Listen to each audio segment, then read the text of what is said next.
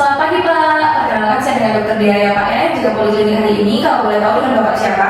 Pak Hendrik. Nah, Bapak Hendrik usianya berapa ya Pak ya? Usianya 45 tahun. Nah Pak, mungkin sebelumnya pernah dikasih tahu nggak sama orang tuanya untuk riwayat kelahiran Bapak? Mungkin ada prematur atau nggak ada berat badan yang tidak normal saat lahir? Enggak dikasih tahu sih. Oke, nah selanjutnya Bapak untuk pekerjaannya apa ya Pak ya? Saya ini dok, wali kota. Wali kota. Kemudian untuk hobinya, apakah ada hobi yang spesifik yang Bapak suka? Saya suka golf. Suka golf ya, baik. Nah di sini untuk susunan keluarga, apakah Bapak anak pertama ataukah bagaimana Pak? Ya, saya anak terakhir dari 30 bersaudara. Anak terakhir dari 30 bersaudara ya Pak ya. Sudah menikah atau belum Pak? Belum. Belum ya, baik. Nah di sini Bapak keluhannya datang hari ini ke poli itu ada apa ya Pak? Ini dok, jadi akhir-akhir ini tuh saya sering capek, terus kadang tuh matanya buram dan tiba-tiba gelap gitu dok.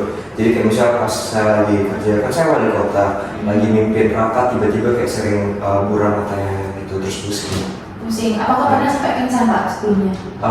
Enggak sih, jadi cuma kayak sampai keduduk aja, sampai jatuh tapi enggak. Tapi nggak pingsan ya Pak ya? Nah mungkin ada ini Pak, udah berapa lama Pak keluhannya ini?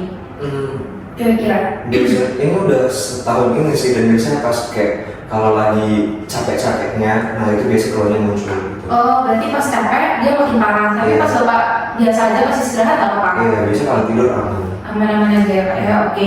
Nah, mungkin Bapak sebelumnya pernah kayak mengalami kecelakaan atau kayak mimisan atau kayak pendarahan dari mulut atau enggak pendarahan saat buang air besar gitu Pak? Enggak ada sih. Enggak ada sama sekali ya, normal ya Pak ya, baik. Nah di sini untuk penyakit sebelumnya ada nggak Pak? Kayak misalnya Pak hemoroid atau apa gitu? Oh, enggak sih, saya cuma mah aja. Mahnya sudah dari lama, dari kuliah udah mah. Mah udah ada sekitar 10 tahunan Pak? Lebih kayak.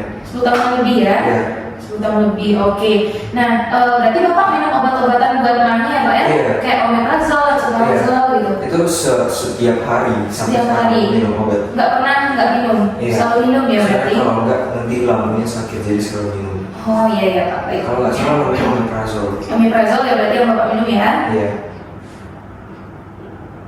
Nah, mungkin keluarga Bapak ada nggak yang mengalami keluhan yang sama juga kayak Bapak tadi? Itu kan Bapak ada pusing sampai matanya buram terus sampai ke hitam gitu pandangannya, ada nggak Pak? Enggak sih. Nggak ada ya? Enggak. Nggak ada. Kemudian, nah di sini saya pengen tanya untuk sehari-hari Bapak tuh makannya gimana sih Pak? Kayak mungkin makan sayur aja atau nggak kebanyakan makan daging atau nggak gimana gitu? Oh, kalau saya saya lihat teman-teman saya sama di Instagram itu katanya vegetarian tuh keren, jadi saya coba. Jadi saya udah kayaknya dalam setahun itu saya vegetarian, jadi nggak makan daging-daging gitu, cuma buah-buahan aja.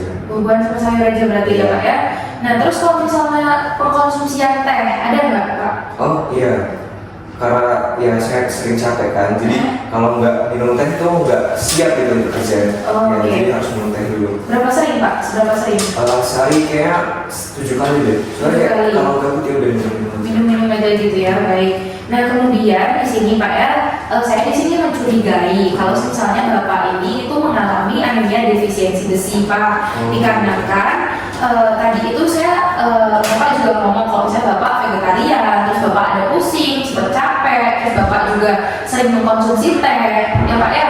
Nah sebenarnya kenapa vegetarian itu bisa menyebabkan orang anemia defisiensi besi? Karena sayur-sayuran itu dia tidak mengandung zat besi Pak. Yang mengandung zat besi banyak itu adalah daging-dagingan yang merah gitu Pak. Misalnya daging sapi, daging babi gitu ya Pak ya. Nah kemudian kalau misalnya Bapak itu tadi suka minum teh 7 kali sehari, nah itu mengganggu penyerapan zat besi di dalam lambung Bapak gitu. Nah kemudian tadi itu juga ada Bapak mengkonsumsi obat-obatan omeprazol. Itu kan dia termasuk golongan PI inhibitor ya Pak ya. Nah dimana dia itu menekan asam lambungnya Bapak. Makanya kan Bapak mah gitu kan biar Bapak tuh nggak mah gitu. Sebenarnya besi biar bisa diserap dalam lambung kita tuh dia perlu adanya asam itu. Tapi karena Bapak hambat terus dia pakai omeprazol itu jadinya zat besinya nggak bisa keserap kan Pak. Nah itu faktornya Pak, salah satu faktor gangguan adanya defisiensi besi dalam Bapak ini. Nah nanti untuk tata laksananya ini nanti saya akan berfokus untuk mengisi cadangan zat besi Bapak aja. Jadi nanti saya akan memberi Bapak suplementasi zat besi sambil nanti dimonitoring Pak. Bapak juga harus ngecek di lab apakah ada peningkatan hemoglobin ataukah tidak gitu ya Pak, sambil dicek tuberkulositnya juga.